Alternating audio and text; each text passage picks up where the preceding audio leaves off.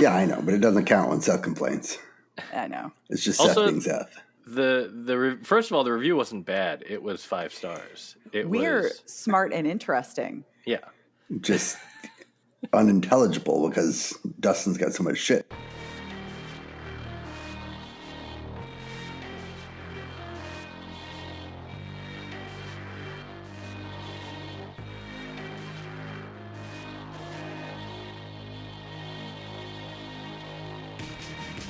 I'm so excited about TV this week. I'm so excited. Oh my God, there's so much TV going on right now. It's insane. Like, I'm barely caught up. And then I know that this week is going to be even. There's a lot of stuff that I just am not watching because I don't have time that I want to watch. But I'm skipping. Like Penelope. Everybody's talking about Penelope. And I want to watch Penelope, but I don't have time for Penelope. You should make time for Penelope. What is Penelope? It's a really busy. It's Rosh Hashanah this weekend, so I can't. And also, I just want to watch this Survivor show that Dan gave me, and I've only got 3 episodes into it, but because there's not enough time. Show? Oh my God. Survivor, Australia. Australia. Yeah. Well, yeah. I mean, that's you know. Oh, Penelope is the Mark Duplass one. Okay. Yeah. Well, you know, there's a lot of TV, Dustin. It's hard to keep up. I know. It's too much, and how do we even talk about just 3 shows? But we will. That's why we're only doing. So you don't have to feel the pressure anymore, Dustin, because we're only doing 3 plus Survivor, and you know, miscellaneous if we can. But welcome to another episode of Pajiba, the Pajiba television podcast. I'm Pajiba comedy editor Dan Hamamura. With me, as always, are Pajiba managing editor Tori Preston. Hello, Dan. Hello, Tori, and he's got a pocket full of sunshine. Dustin Rolls. Hello, Dan. Hello, Tori. How do I sound? You sound all right. Wonderful. He does. So Thank clear, you. so loud, I mean, booming. Definitely. We did not get a review, 5 stars, thank you very much, recently, that said that Dustin's audio was a problem and also praised Tori and myself. That did not happen, and so Dustin did not buy a boom arm just to improve his audio. But it sounds good. I do think it's early. That the review was for that episode where my headphones were not on, or where my mic was not working, or something. Yeah, but the thing is, Dustin, that happens more often. I know, than it should. But yeah, that is accurate. Yeah. We'll see what happens. Maybe now that Dustin has cleaned up his act, we'll find out that really Dan and I were the problem the whole time. I think what we will learn is that no matter what things Dustin adds to his equipment list, his audio will still be the worst somehow. There will still be a train or a dog. Yeah. Or I can't do anything about the train. Those are improvements, to be fair. Yeah. And the dog is sleeping next to me, so at least she's not walking around yet. Hi, Penny. Hi, Penny. Don't wake her up. When she does walk around, you have headphones on. She's going to sound great. Anyway, we should dive right in probably because we've got a lot of stuff. Tori, what are you drinking before we dive in? Switched it up. I've got my last can of Frankie, the zero gravity summer ale that they have with like citrus and sour cherries or whatever. It's delicious. So I'm doing a beer night. Okay. Dustin, what about you? I forgot to put a new Arthur in the fridge, so I didn't have one cold, so I had to go with the bottle of wine that I had. And this is the bottle of wine is called Cali Blanc, and this is who's on the cover. Oh, it's Snoop's wine. Oh, okay. Nice. It's pretty good. Yeah, I like it. It's a nice white. Snoop knows his whites. So wines. we're doing it's going to be a wine Dustin night. That's right. Yeah. How many bottles of that wine do you have? I only bought one. I have to make sure it's good before and it was also on sale for like $9.99. So thank you, Snoop. All right. Dustin, are you still subscribed to the Wine Club, the mail? No, it's been years since I stopped. I don't know. I mean, you might just have a garage full of wine that you won't drink because you don't like it, but also you couldn't quit. Anyway. I do not. Okay, that's good. I have Pendleton whiskey this week, which is... I finally remembered the name of the random cheap whiskey that showed up in the magical liquor cabinet. Pendleton. Yeah. It's, like the blankets? I guess so. I don't know. It's like I think it's a Canadian blend. It's not anything special, but, it's whiskey. So it does whiskey things. Yeah. It works. It works, and that's really all. And, I didn't buy it, so that's all I need to know. As long as it appears magically. Yeah, the problem is that the last time I went to actually buy whiskey, which was the other week, it turns out whiskey got real expensive. And I don't even like the whiskeys that should be $20 are like $35. And I'm like, why am I'm not going to spend that much money on that bottle of so then I end up leaving with nothing. No, then you just you just buy the better stuff. If I'm going to spend if I'm going to spend a lot of money on whiskey, I might as well get good whiskey. Right. But that day I left with nothing. And I was sad. It's too bad that Snoop Dogg doesn't make affordable whiskey. That's true. Long Beach whiskey is definitely would work well. All right. Wait, Dustin, do you have a game this week? Or? Yes, of course I have a game. Okay, I don't know. I'm just asking. It's my favorite part of the week. I basically bailed on the last half of today's work so that I could work on this quiz. Nice. Technically, this is also work, Dustin. Yeah. Oh, that's true. Yes. Yeah. So you worked a full day. Yeah. I wondered, should I start with Tori this week? Yeah. Sure. Yeah. Let's start with Tori this week. Okay. Do you have a timer? I think it'll make sense. It's in. You know what? I do, but my mints are on top of it. But I'm going to get it without making extra noises. You're flirting with disaster. I know. It was the SNL season premiere this week, so we're going to go a little SNL heavy. Oh, okay. I didn't watch it, but I read about it. That's okay. I think you only get one. Dan gets the majority because this week I tried to actually go with the harder questions. I'm shooting at people who would know them. Okay. Oh. So Tori got all cartoon questions. No football for me? Well, no, I didn't say that. Oh. In fact, let's begin the quiz. God damn it. The CMAs will be hosted this year by Lainey Wilson and returnees Luke Bryan and my favorite quarterback of all time. Who is it, Tori? Okay, just because I know this might actually piss you off, I'm going to say Tom Brady. Fuck you. That should get a point. I know things about football and what you do and do not like. I don't know. Who do you like? Eli Manning? Was he a... Oh, it's so close. No, the other one, Peyton Manning. Yes, correct. Grotesquerie premiered this week on FX. Named 3 football players. Grotesquerie. Sorry. One of the supporting cast members is a current NFL player. Who is it?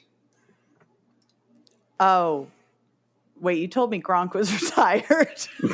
Yes, he is. I don't know.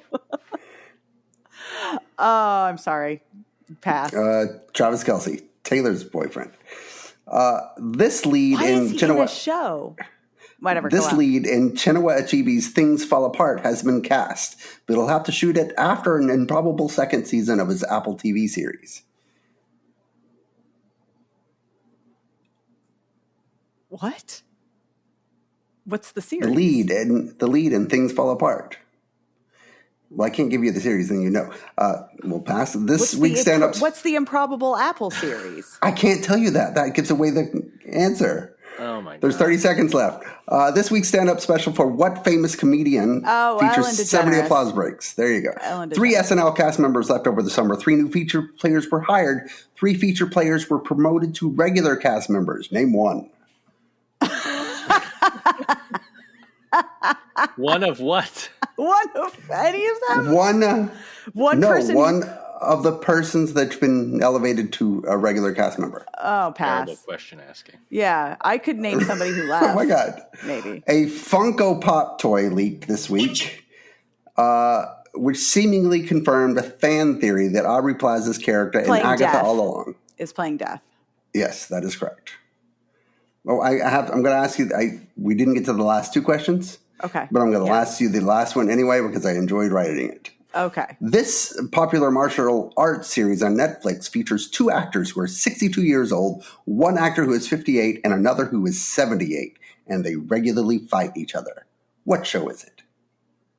Are you going to say it's not Cobra Kai? It is. It is? Yes, it is. Wait, what was her other question? I'm just curious. Yeah. Amazon is hoping to get into the live news game. What disgraced but still beloved news anchor is the streaming network in negotiations with to host a live election night special? Brian Williams? That is correct. Oh, I could have gotten those. So who was the Things Fall Apart? Idris Elba. Oh. What was surprising? Because it was Hijack? Yes. That's not surprising. That was popular. But that means they're going to have a second hijacking. It was surprising that they renewed it because it was a limited series based on a plane hijack. Look, I'm just saying, if you spent half the workday on this, I feel like you could have been really much more you can ask, clear you in can your just, phrasing. You can just say which SNL cast members were promoted from featuring to full cast or whatever. Like you don't have to say the other stuff. Michael Longfellow. Yes. Shit. What's his name? Devin Aristotle? Walker. Oh. That's right. It should have been Aristotle. It should have been Aristotle. I mean, Aristotle would have already been main cast by now. Yes. Devin Walker and Marcelo Hernandez. That's correct. Yes. Okay. All right. I'm going to give any of them. Tori Cobra Kai just because, and the Agatha all along was good. That was good. 1, 2. Do I get Peyton 3, Manning? 4. Yes, you get Peyton. Yeah. So you got 4 out of 8. I should get 3 for that because I named 3 football players. 3 of them, and she did the first one on purpose just to piss you off. Yeah, that's true. That is worth it. But you couldn't name the most, like Taylor's boyfriend. Why would I assume he was on a show? I thought he was playing fucking football. Yeah, that is a weird... I hear you, but they've been promoting the fact that Travis Kelce is in the show forever. Until you told me you were talking about this show, I didn't know it existed. You were like, I'm talking about Grotesquerie this week. And I was like, the what now? Yeah, I still don't know what that is. What is it? Well, we'll talk about that when we talk about television. Okay. So how was I supposed... My point being... It's a Ryan Murphy show. Yeah, okay. I also watched one of those. Rachel Dratch guest starred. Oh, really? Yeah. Oh, yeah, she did. She was great. I kind of feel like I want to watch the episode. It was great. All right. I'm hoping they do that kind of level of cameo every week where it's like, anyway. So how was I supposed to know? Whatever. That's stupid. Travis Kelce should be playing football. Like, I mean, you're a television news person. Is that why he's not playing well this season? Because he was too busy spending his summer hanging out with Ryan Murphy? With Ryan Murphy. People are saying that well, not because of Ryan Murphy, but because of Taylor Swift, and that he's not in football shape. But really, it was because he was getting all the coverage. But now there's nobody left but Travis Kelce on that team, so I don't know if that's going to help him or hurt him. They can throw the ball to Juju. Well, we'll see about that. Anyway, Dan, the score to beat is 4 points. Okay. Are you ready? Well, let me get the timer ready. I'm ready for another question that takes 30 seconds. This weekend, Dana Carvey became the 10th actor to play Joe Biden on SNL. The first to play Joe Biden starred alongside Dana Carvey in the recurring series of 80s SNL sketches parodying Arnold Schwarzenegger. Who was he? Kevin Nealon. That's right. Michael Che surpassed Kate McKinnon for the 6th most episodes in SNL history this week. Kenan Thompson is first. Daryl Hammond is second. Who is third?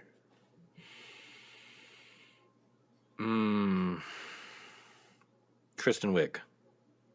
No, Seth Meyers. No. What alum of SNL and The Simpsons returned this week to The Simpsons for its 36th season premiere, which parodied what a Simpsons series finale might look like? Pass. That's Conan. What narrator of the original Gossip Girl learned just this week that the television series was shot in New York? What? Oh, Kristen Bell? That is correct. After 2 seasons, Hulu canceled what series starring Kerry Washington and Delroy Lindo? Unprisoned. That's right. A medical procedural loosely based on the life of Oliver Sacks premiered on NBC this week. It starred Zachary Quinto. I reviewed it. What's it called? Brilliant Mind. Yes. This week, Ryan Murphy cast the male lead, Matthew Notska, in a legal drama set in an all-female law firm that also stars Naomi Watts, Niecy Nash, Sarah Paulson, and Glenn Close. Who is the female lead? Pass. Kim Kardashian. And finally, the actor who plays Tommy Shelby arrived this week to play the lead in the movie sequel to what popular Netflix television series? What? Tori would know this one. None of those words make any sense to me. The actor who... Do you want the actor's name or the show's name? The actor who played Tommy Shelby arrived this week to play the lead in the movie sequel to what popular Netflix television series? Can I answer it? Yeah, I don't know what that is. Peaky Blinders. That's correct. That's not a Netflix series, is it? It's not, but it... Well, no. it plays on Netflix here, and the movie is a Netflix. The movie, yeah, but the show is not a Netflix series. The show is not a Netflix series. The movie is a Netflix original. What is the show? It was a Showtime show. It wasn't a Showtime. Wasn't it? No. We only played in Netflix in America. I don't know what it was. Are you sure? I don't know. I guess it was. It was a BBC show. Sure. Yes. So it would have been sold to Netflix, but I don't know. Okay, I guess it was Netflix here. Mm-hmm. I don't know why. In my brain, Peaky Blinders was a Showtime show. It was not. I thought it was. What am I thinking of? Else. Anyway, I don't know. Anyway, what was the? I don't even know how many I got. Oh, I think you just got 4 too. One, you got great. 1. No, he had to get more. 2. I passed 3, on a bunch. 4. Yeah, he didn't. Yeah, he only got 4. We're you guys tied. Oh, and I didn't come up with That's actually the best way to do it. Yeah. Yeah. No. There's got to be a tiebreaker. But you've already asked us all our questions. Yeah. I know. We're equally as smart about television. No. Do I get the tiebreaker because I answered Dan's question? Oh, that's a good point. But he answered your SNL question. Oh, that's true. Yeah. We tied our tiebreakers. Oh, that's great. This is the best way to end the game. We're good. No. I think this is nice. We're going to go on to the show, and by the end of the show, I'll have a tiebreaker. Uh-huh. All right. I guess we should talk about Survivor first. Yes. Sorry. I'm really excited to talk about Survivor. Okay, that's great. In part because, one of us... I mean, I don't want to start at the end. Oh, fuck off. Lost. I know. What the fuck?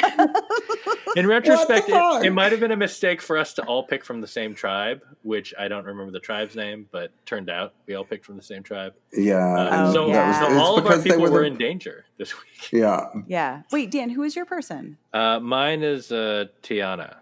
Oh, that's right. Yeah. But so she wasn't like in the line of fire, but she was kind of like... She was pivotal. Yeah. Yeah. But Sue was a potential target, and then TK got went it. home. And I picked him, and yet by the end, I was like, vote that motherfucker out. Oh, yeah. He was terrible. Yeah. Yeah, he was. And he deserved it. But that wasn't even... Okay, wait. We got to go all the way back. Yeah. Right? All the way back. So the show... Okay, first, my favorite part of the show was the hilariously fake cheering that the tribe did for Andy as he split his coconut. Like, Andy that continuing, and it was not just like, oh, we feel bad for him. It was like, he genuinely didn't understand that they were basically making fun of him. It was so fake, the enthusiasm that they had for his stupid coconuts. And he was, lapping it up. And then, I think he's going to be an albatross. because like I still can't tell which way he's going. Like I feel like he's veered off of Banu and he's moving more toward Q territory where like, but not even. He's this weird hybrid thing where like, okay, so Sam has decided he like got the hidden immunity idol and he tells Sierra that he's considering giving it to Andy because whatever, he's like, I think because Andy seemed very trustworthy to him because Andy shared that he had actually found the Beware advantage and put it back. The problem is twofold. One, Andy is not trustworthy at all. He just tried to throw his last closest alliance under a bus by saying, I would like to throw him under a bus in front of not just his tribe, all of the tribes and Jeff Probst. So Andy, not trustworthy. And Sam should remember that because it happened 24 hours beforehand. Two, Sam did not tell Andy that he actually had gone and found the Beware advantage after Andy. So as Andy, and in fact, threw the suspicion on the girls. So Andy is going around thinking he's confided in his new closest alliance, Sam. Meanwhile, Sam has the idol and has told him that, yeah, the girls must have found it. So if and when Sam decides if his new plan goes down and he does actually give this thing to Andy, do you think the unstable man-child is going to be like, oh, thank you so much for trusting me? Or is he going to be like, why the fuck have you been lying to me? Right. So I'm really glad that we got all of that action on that tribe because that's going to be really fun to see play out. And I hope that Sierra is smart enough to dump Sam. Although it seems like from the previews for next week, she's going to the tribe is going to ask if Sam and Sierra are dating, which ought to be fun. So anyway, I'm just all of that drama is really, really exciting. But and then there's the stuff going on with the tribe where obviously like they lost, so TK got voted out. And they do definitely seem like the messy tribe, regardless, even though they did not go to tribal this week. Yeah, they're super messy. Well, but are they all messy, or is Andy extra messy, and everyone else is just kind of caught up? Although I thought Andy was worse, and now I'm like, Sam's an idiot. So I don't know. Maybe they all suck. I'm super happy for Sue, my lady. I was worried about her. And to be fair, she's not that, like, I don't know why. I just love that everyone actually, like, bent over to keep her just because TK was being a jerk. I really, and I loved how ballsy she was about, like, I would go to Rocks. Like, I don't even care. It's like, yeah, Sue. Dang. I mean, I was rooting for Sue to go home until TK went right over the top. And then I was like, all right. Oh, yeah. Fine. Yeah. No, come on. And it looks like Rome is going to be next week. It's going to be all about how he's. Oh, yeah. He's pretty obnoxious, too. He's totally obnoxious. There is nothing better on Survivor than the feeling when somebody who's like actually a strong player but is just really cocky gets it. Like that is the problem. Like I do agree that things have like mediocrity gets rewarded too much on the show, but it is very satisfying when the person who is strong but is an asshole about it just gets blindsided. Right. There was a woman 3 seasons ago, maybe 4 seasons ago, and I don't remember her name, but she was like a super fan. She was like all about the show and loved it and was laughing and giggly and really like the biggest Survivor cheerleader I've ever seen. And midway through the season, you were like, this person is way too fucking much and she's got to go. And she began to rub everyone the wrong way. And then something happened and it began to work. And then she won the whole fucking thing. Do you remember who I'm talking about? I didn't watch that season. Are you talking about the, are you talking about the really young woman? She was pretty young, yeah. That was Marianne. Yes, Marianne. Yeah, because Marianne started at the beginning. Everyone was like, oh my God, she's too much. She's too excited. Right. but Yeah, she kind of got the target off of her. She mellowed out and then ended up becoming like not only like the winner, but like really, really beloved by like everybody on the tribe and like viewers at home. That felt more like that edit felt a little unfair because it felt like she's like a very sweet person who just is excited. And I think it felt like I mean, after the fact, knowing that she won, it felt like they kind of leaned into that to make it seem like, oh, she could go early because she's kind of like, she might be too much. Yeah. But also, don't you think at a certain point, like, did she mellow because she learned, or did she mellow because she was starving? Like, I'm sure that like that probably played a role. Although she remained pretty like enthusiastic the entire way through, and she was not good at challenges.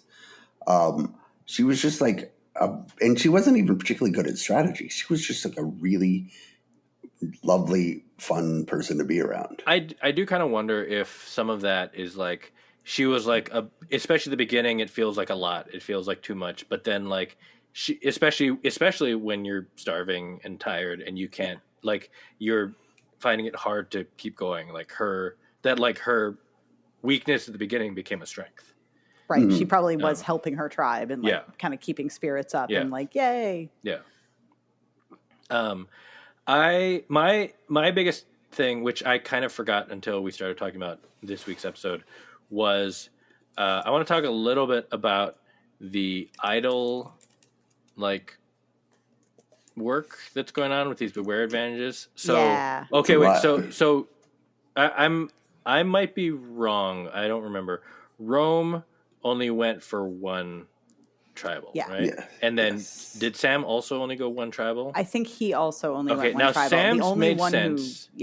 Sam's made sense because everyone knew about it. So it's kind of like it doesn't have that much power. Right. But yeah, Rome's felt like he was like, I don't want to make any more like or was it Rome's who everyone knew? I don't remember which one. One of them it was like the whole tribe knew because he got caught. Anyway, but Gabe's had multiple weeks of power, right? Yes, he had. And then, he kept doing it, but he used it for no the first reason. tribal. Yeah. For no fucking reason. Yeah. If really it had gone to rocks, right. I can understand. So like it was that protection, but yeah, he blew it. Yeah. It was just interesting to me to see that because the edit didn't show that he was ever in danger. It made me wonder, like, was it because he thought it might go to rocks, or was he just paranoid, or was there, other conversation happening that we didn't see? I don't know. Like, I do think it was just kind of guarding against, like, I think going into it, he did everything he could, but he really didn't know what Tiana was going to do. Mm-hmm. Like, that wasn't a situation. It was interesting because it wasn't a situation where you have two groups of people who have both been told, like the swing vote a lot of times will kind of hint one way to one group of people, hint another way, and it's really like she's the only one who knows what'll happen. Right. Tiana was interesting because she obviously had told, like, TK assumed what she would do. Mm-hmm. And she gave really no promises to Gabe and Sue.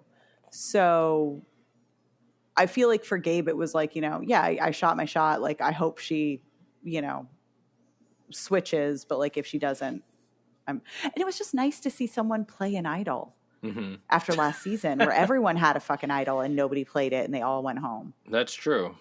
It was just like, oh wow, you have one and you used it immediately. Right. We said a lot of times last season that if we had an idol, we would play it in the very first trouble, so we would not go home. Right. And there were a couple of people who had idols, so their very first tribal who went home, or like the very first tribal that they had an idol went home. Yeah. Oh, because there was that streak of that ugly streak where everybody just kept going home. Yeah. Because everybody thought Q was going home. Yeah, because Q was the smoke every screen. Single week. Yeah. Every single week. Never seen anything like that. No, it was amazing. It happened 3 or 4 times in a row. Mm-hmm. So I do think, I think what's interesting though is that when you have somebody like Rome or Sam where they like by that strategy of just like, if you have the idol, just play it, because like it would suck to go home with an idol in your pocket. Right. would you go through all of the extra steps to make an idol that lasts for more tribals? Or would you, is it smarter to just, you know what, I'm going to take it for the one and use it right then, no matter what? That's the part that doesn't make sense to me. Like if you're going to go through all that trouble, then I mean, I know obviously it depends on how it feels that day and at that, but like it feels like if you're going to go to all that trouble to make it last longer, then you're probably willing to roll the dice. So it's weird that you're willing to roll the dice on all those tasks, but not at the first time you go to tribal. Yeah. Yeah, I don't know. No, I don't know. It was, and he had planned on playing it for Sue, and then just like didn't. Yeah, because when he pulled it out of his pocket, I assumed he was going to play it on Sue. Right, and then at least even though he wouldn't have needed it, that would look within the narrative. It makes sense because Sue was a target. Yeah, but I don't know. Anyway, should we let Dustin pick another winner, or what should we? Or is he's just done? Because I think it'd be funny to see how many winners we lose over the course of the season. Great. Okay, yeah, go ahead. Like maybe it still counts on whose original pick goes the furthest, but I kind of want to what if Dustin picks someone and then they're out this week? Well, because it's like it's whose pick goes the furthest, but also who has the most picks over the course of the season. Right. So Dustin, fun. go. Sure. Dustin, go ahead. Who's your next pick? I'm not going to pick him, but whenever I watch a show, whenever there's like a hick redneck white guy, everybody in my family's like, Dad's going to pick that guy. And I did not pick Kyle. But do you want and Kyle I won't now? pick Kyle. No, I do not. Why don't you? I feel so bad for Kyle. He's so nice. He turns out to be like sweet. A really nice guy. He's a really guy. But I think he is a dim redneck. Wow. Sorry. I'm going to go with Sam. I just got done saying what an idiot he is. I mean, he has an idol. The good thing is he has an idol, and he has to play. It's not just that he seems to be. I don't know. He seems to. I don't know. Is it because he's a sports reporter, Dustin? It's not because he's a sports. I think he has. People like him. Do they? Well, Sierra does. Are they dating? They're not dating. I just feel like you don't know that. Look, being an idiot is not a barrier in this show.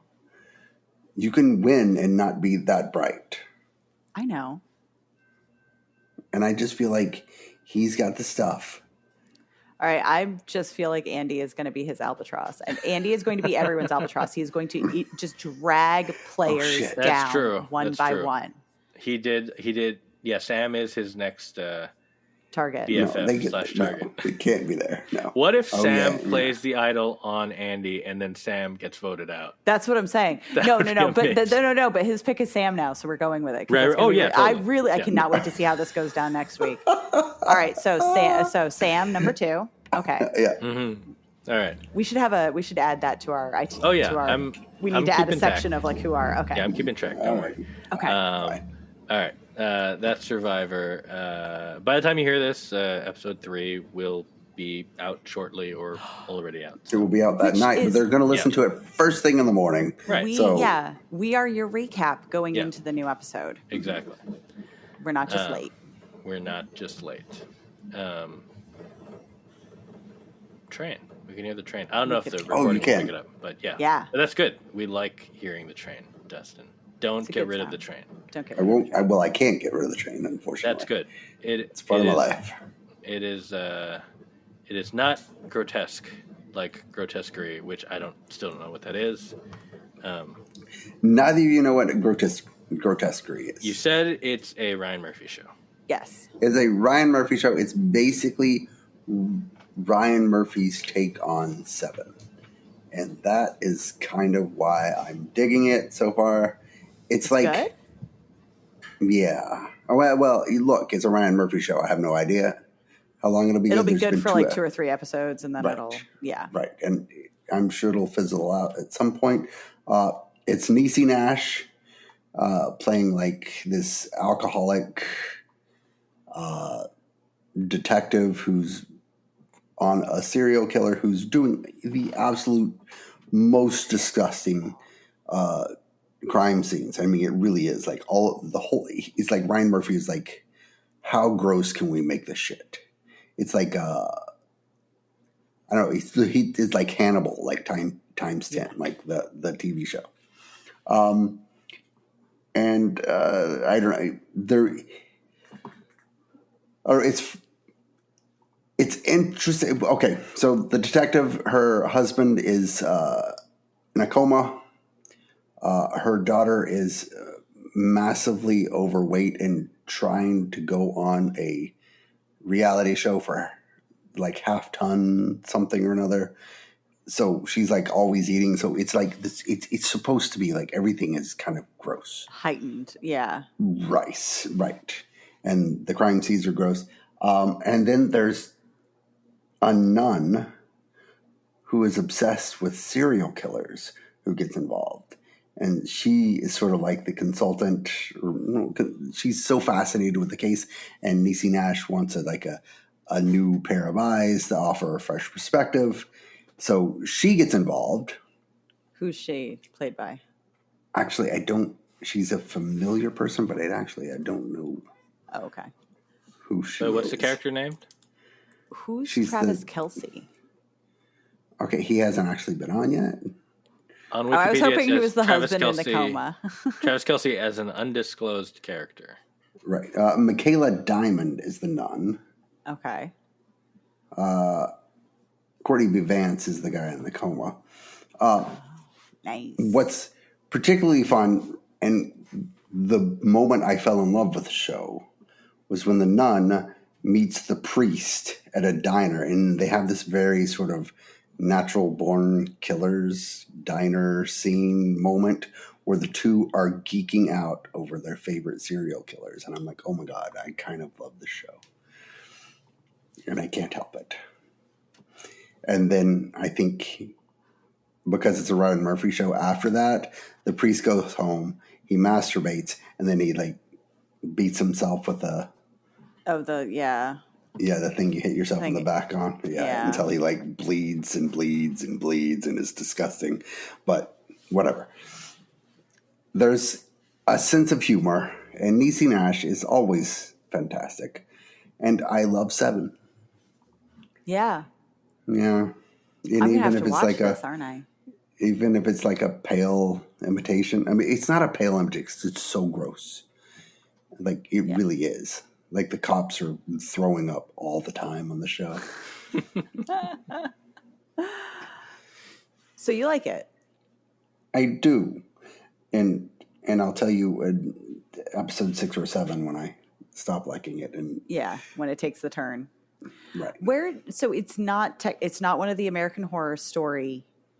Like No. It's not the new season of that, and it's not one of the American Horror Stories where they have the. No, I think it's its own standalone. Yeah. Awesome. Okay. Yeah. I don't know what Kelsey's going to do, but I'm sure he'll do something gross. Looking forward to it. I won't know who it is. You don't know what Travis Kelce looks like. I mean, he looks like a white guy with like a facial beard hair thing. Yes, he does have a facial beard. Is it a beard or is it sort of just like it's not like really a chin strap, but it's not like a beard. My standards for what constitute a beard are admittedly pretty high, considering that is true. He does go through like a beard and a mustache. He goes back and forth. Yeah. All right. So I thought we should go from here to Nobody Wants This, but I think maybe we should go to Doctor Odyssey, in part because the show is created by the same 3 people: Ryan Murphy, John Robin Bates, and Joe Becken. So both of them. Okay. Did both of them. So and Okay. both Wow. and wrote the pilots for both. I think Oh my God. actually, Yeah. I think Grotesquerie they wrote all of them. But Right. anyway, And definitely wrote the pilot for that. Yeah. So Doctor from the Odyssey. team that brought you Grotesquerie, Doctor Odyssey on ABC. Oh my God, They you guys. could not be more different. Oh my God, you guys. I don't know. There was a broken penis this episode. Okay, so Oh, that's true. Yeah. Doctor Odyssey is an ABC show where it's set on a cruise ship, and Don Johnson is the captain, and Joshua Jackson is the new doctor, and it's all about the emergencies. It is 911 on a boat. It is all about the crazy things that happen to idiots on a cruise ship, but they all have to make it off the cruise ship alive, or else, they'll get sued. So it's like these doctors who have to handle like idiots. So the cases this week in the premiere ranged from like number one, dude eats too much shrimp and gets iodine poisoning. Very relatable. Okay. Very relatable. That's Rachel Dratch's husband. You're going to love this. Then a dude breaks his penis. The funniest part of that is that Joshua Jackson knows exactly how to fix it because his character also had a broken penis one time. Why wouldn't he? Which he brags about. Yeah. And then I think then a guy kind of does an I'm a king of the world thing and falls off. And so they have to find him in the water at night. So there is a water rescue. Mm-hmm. And it kind of goes like that. The show, it kind of has a similar problem to what you've talked about with the rescue high surf,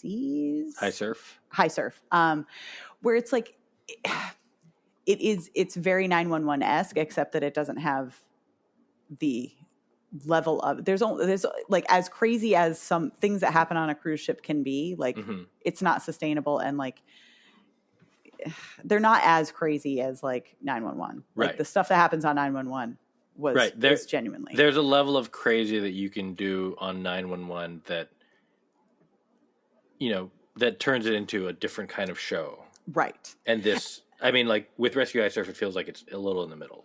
And it sounds like maybe this is kind of this is so far, like I think although it's more fun, like it feels much more breezy. They're not necessarily getting stuck on the cases as much, and I think there will be that level of fun that 911 often has, but certainly opening up having a penis break in the pilot is not is it making a statement, I would say. Right. But also the dance party. Oh, yeah. Oh, no. But this is the other thing. It's not just 911. There are so many other things going on in this show. So, for one, the show like is built entirely around the fact that Joshua Jackson has an inexplicable charisma.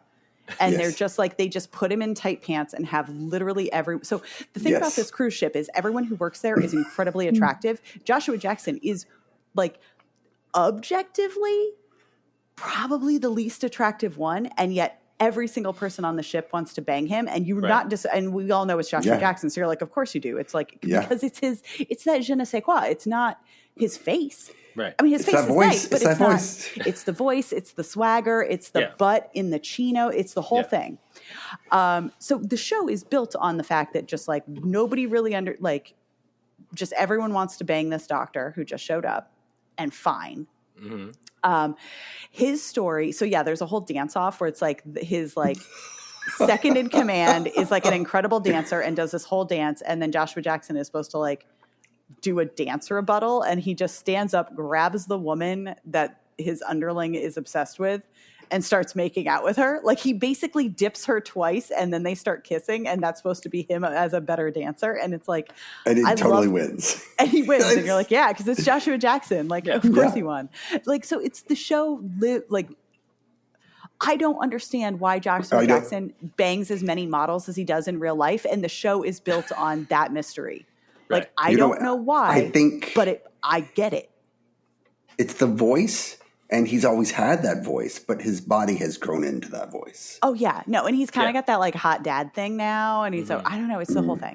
I mean, that was what made him work as Pacey. Right. Yes. It was because he didn't sound like a high schooler, even though he had kind of a baby face. But, so. But yeah. He's got Heath Ledger's voice. It's just insane. and I'm not saying like it's not like I think he's ugly. It's just that like the Sure, vibes around Right. him far surpass the package. Right. He's like regular actor hot. Right. Versus, I'm assuming the other people are like model hot or Right. whatever.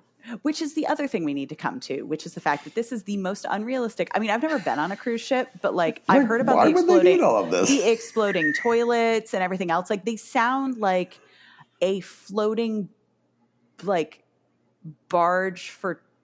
It's just awful. Like they just sound like cruises sound awful, and this is like the fanciest thing ever.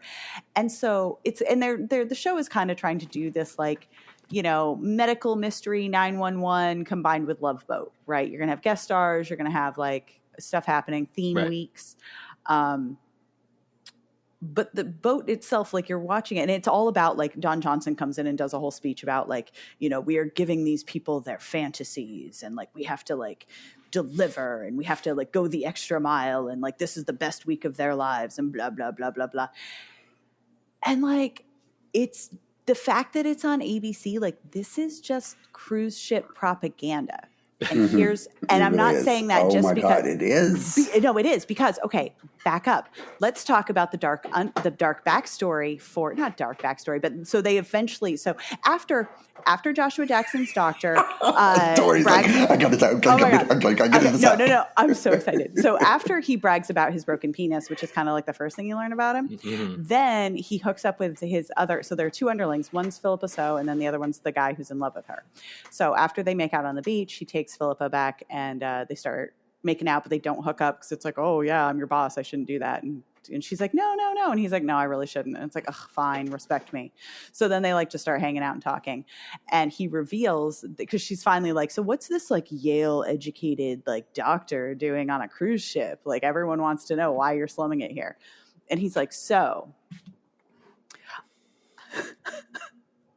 basically he was patient zero for COVID in the US. Oh, I wanted to ask about this.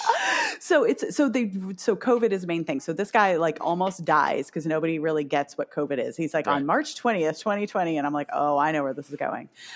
He's working in New Haven, Connecticut at the hospital, like gets sick, has COVID, is the first one, has to do a bunch of tests to finally get Remdesivir or whatever it is. And he heals, but he's suddenly like, my work-life balance was all off. I need to like, not just like I could die at any moment, essentially.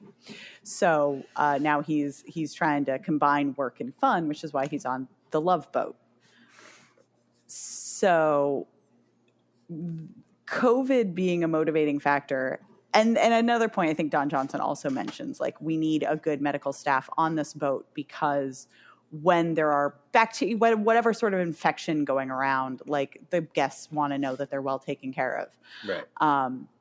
So yeah, it is. And it's again on ABC, which is owned by Disney, which also has a cruise ship line. Yeah. Like this is cruise propaganda. But also they're also simultaneously making cruises look like the most dangerous place to be.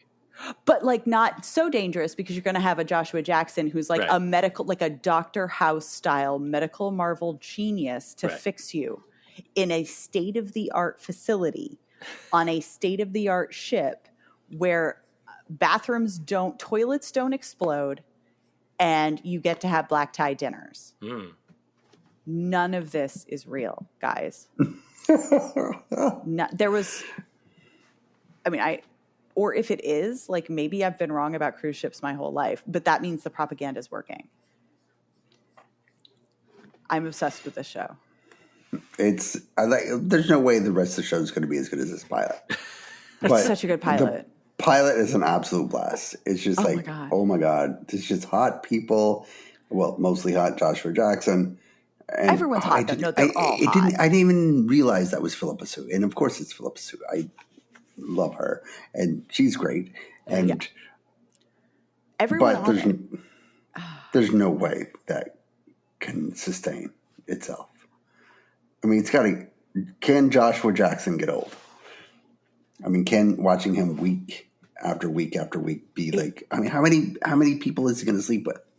All of them. I mean, they change out every week. He hasn't slept with anyone yet.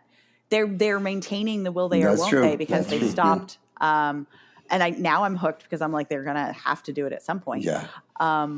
But I mean, I didn't get sick of him on Fringe. I think what's interesting now, this is such a weird choice for him, just given that he's been doing all of those like Apple shows where he's a crazy psychopath, where he's like the killer doctor, like Dr. Death, or like guy, the lawyer, or like even when he's presumed innocent. I don't think a like, single one of those shows were Apple, but yes, I know what whatever. you're I don't know. They're on. He was a Dr. Death on Peacock, and he was on Paramount on the Fatal Attraction remake.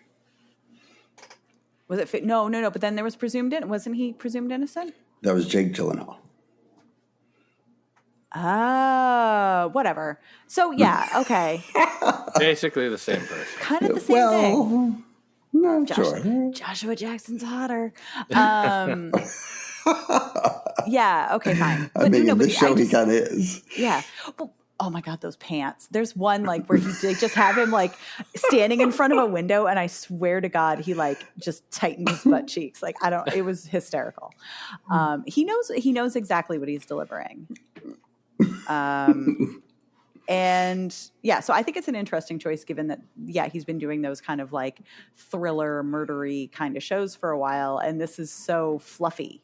Mm-hmm. And it's funny because it's like, you kind of want to call it House, but it's not House because he's not House. Like there is not an ounce of like, you know, even with his like tragic COVID backstory, it's not like it's like a very positive spin. Right. It's not like he's angsty. Honestly, like really one of the things that I loved about it was that he's not like the know-it-all, like the first case. Casey. Right. Yeah. That Philippa Sue actually is the person who resolves or figures it out. Yeah.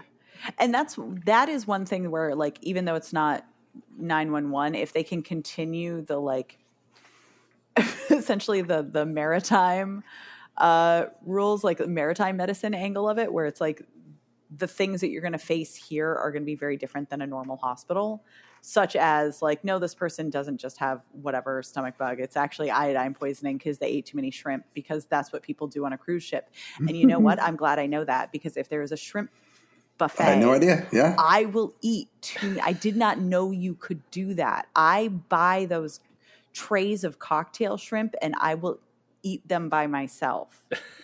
You know, at the grocery store where you can just like buy it and it's for a party. Yeah. And I'll just have it in my freezer and then I'll be like, shrimp time. Like I'll just eat that watching a movie.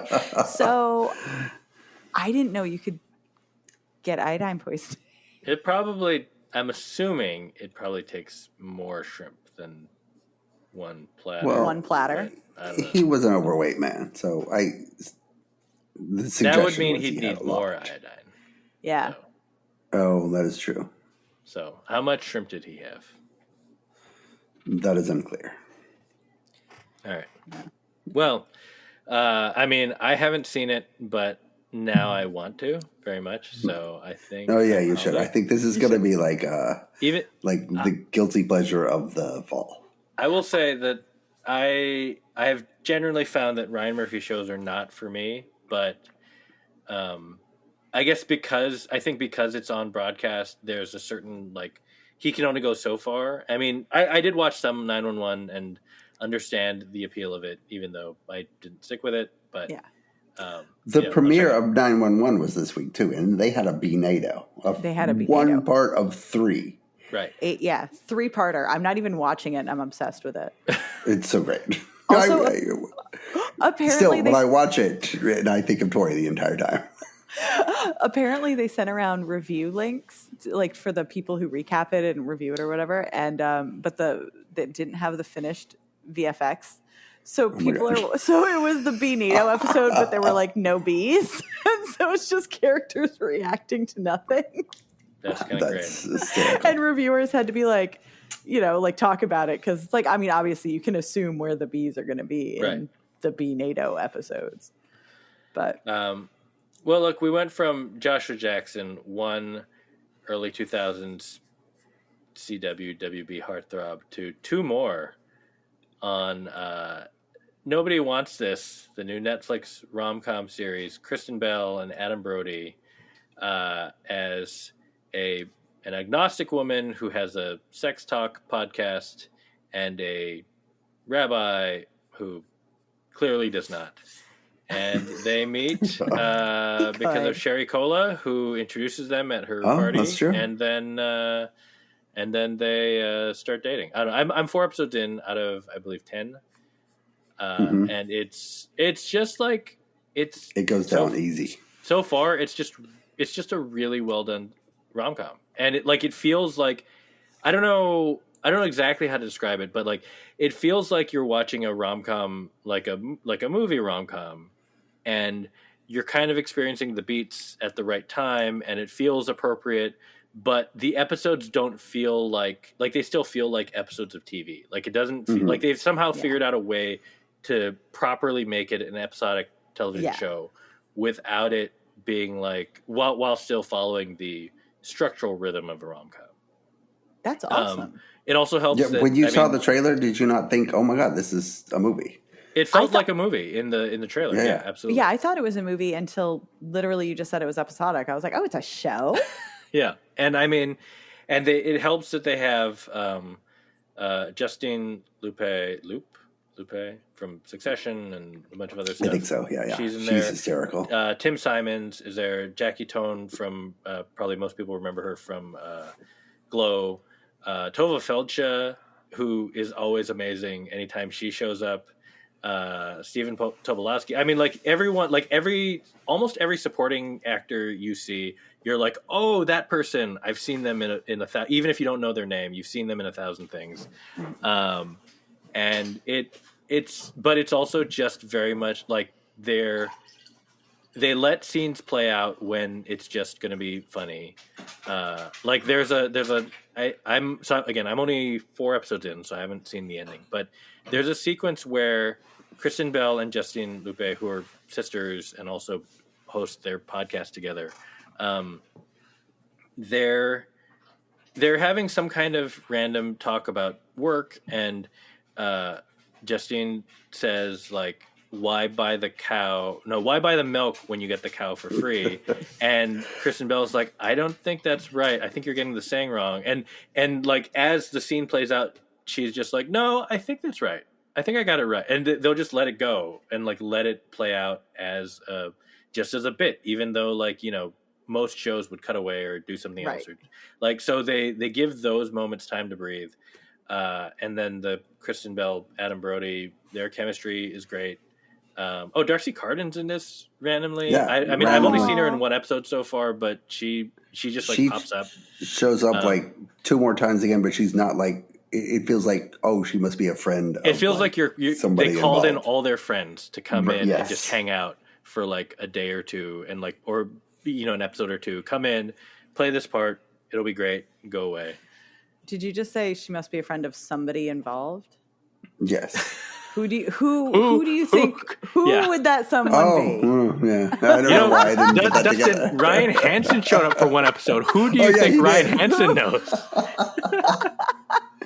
That is true. Yeah. Anyway, it's just like a really, I mean, Dustin, I want to hear what you think, but like so far for me, it's just a pleasant, delightful show. Oh yeah. Very easy to watch. And it seems like, I mean, you know, who knows what the fuck matters on social media, but like, it's one of the shows that feels like it's breaking through on like social media noise, where a lot of people seem to be talking about it. So, and most of the chatter is just, oh my God, our crushes on Adam Brody. Right. Yeah. Or like justified. Like we it's finally pay off for watching the OC. Right. But yeah, there is, well, we had the hot priest, and then you're like, oh, well, they're just doing hot rabbi, but it still works. He is a totally hot rabbi. Yeah. And there is something about him in that particular context that makes Adam Brody even hotter. Yeah. He's just like, somehow you believe that he's this earnest and awkward, even though he looks like Adam Brody, which is great acting as far as I'm concerned. But there is a very funny, and this is early on, so Dan has seen it, a very funny, very sitcom-y moment where he's in the porn shop with Kristen Bell, and he's like playing the sex toy shop. with Kristen Bell, and he's playing with the sex toy. He's just goofing off with her, and like somebody from his synagogue comes in, and oh my god, you're like, oh shit, I'm so sorry. Yeah, It was the exact very moment funny where Kristen Bell comes in and like whips him with a yes, toy. just being playful. It's wonderful, and like the Jewish stuff is like really, it's good. Like this is based on Aaron Foster's own experiences being a person who married a Jewish person, and she had no experience with religion whatsoever, and she ended up converting. So, and I will only say, not to spoil anything, but that even though I thought this could only work as a movie, it's built for a second season, and I really, really, really want to see a second season. Okay, so that was actually going to be my question, since you've seen all of it. Yeah, Dustin. Okay, I really watched it all within 24 hours. But you're stop. saying that like when you get to the end, there is like if there was a season 2, then like you can see there's a path for it to continue. Easy path, yes. Okay, cool. That's great, because I mean, so far I'm enjoying it very much. But yeah, it does feel like the story does feel very like contained still. So I'm curious to see where that goes, because I'm definitely going to finish this. So also, like the episodes are under 30, 25 like it's minutes. It's a half-hour show that's actually a half hour or under, not like going into like 35-40 minute. It might as well be an hour-long show territory. So that is also very nice. That's luxurious. I love when you watch a thing and it's just over in like 22 minutes. You're like, oh my gosh. Anyway, the duck is quacked, so that means we did it. We did it. Wait, no, we haven't done it. What do you mean? What are you talking about? Oh, right, you have your bonus question. I mean, we tied. We tied. No, stop. We tied twice over. What? The first 3 seasons of what television show currently are in the Netflix top 10 right now? Wait. Before we answer this, Tori.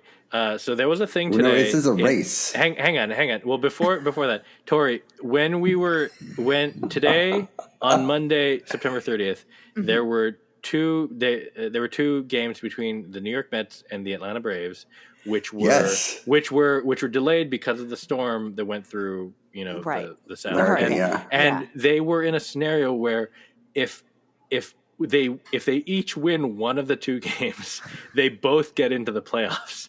But if one of them wins 2 games, then that team gets in, and then a different team would also get in. So what I'm saying is, what they should have done, I think it ended up being that both they teams did. won Yeah, one it game did anyway. Both women. Yeah. So they both got in. But what I'm saying is, we could agree, like they should have, that we could both be winners.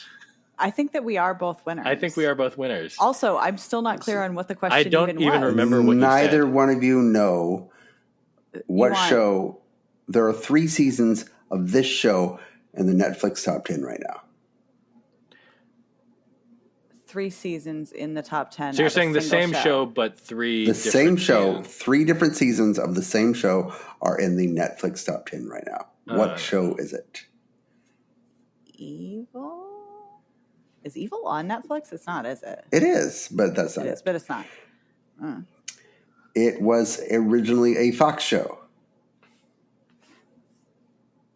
I mean, it has to be The Resident. That is incorrect. Well, there we go. I guess we're tied. We're both winners. No, I'm just going to keep giving you clues till someone gets it. We could just not starred say anything. Wentworth Miller. Oh, God damn it. Wait, Tori. If we say it at the same time, we tie again. All right, ready? Ready? 1, 2, 3. Prison Break. All right. It's a tie. We both got it. Yeah. And that, of course, means that Dan still holds the lead in the overall game and therefore is the smarter television news. I don't think that's true at all, Dustin. No, it just means really is. Yeah. I mean, the way that your questions are clearly biased, it probably means that they're biased toward you. Yeah, you gave Tori football questions. That's not fair. Yeah. Also, your questions are I unintelligible. gave you the Kim Kardashian question. Yeah, but you ask a question that takes up 30 seconds of your 2-minute runtime, and then you don't even say like which part of the what question we're happens supposed to is- answer. Tori will sit there and try to figure it out for like 30 what you're seconds, saying and you is- immediately like pass. What you're saying is you spent half the day coming up with Yes. questions where you don't actually ask a question, you just describe a scenario. I don't sit there trying to come up with the answer. I sit there and try to figure out what I'm being asked. I'm literally trying to put the different parts of the sentence structure You back genuinely together didn't to say understand what you want. What you wanted out of like 3 of the questions. Yeah. I have to like do the question voice, the question mark at the end of the sentence voice. Remember No, you this just have thing to ask for one thing clearly. on Jimmy Fallon from 6 months ago. Yeah. Anyway, what happened 2 days ago? Yeah. What was this? And you Stalker. cannot just like only one part of the question should be missing. You can't be like 3 people left, 3 people came in, 3 people were promoted. Name them. You literally said name one. Name Which one. means Of like what? of what?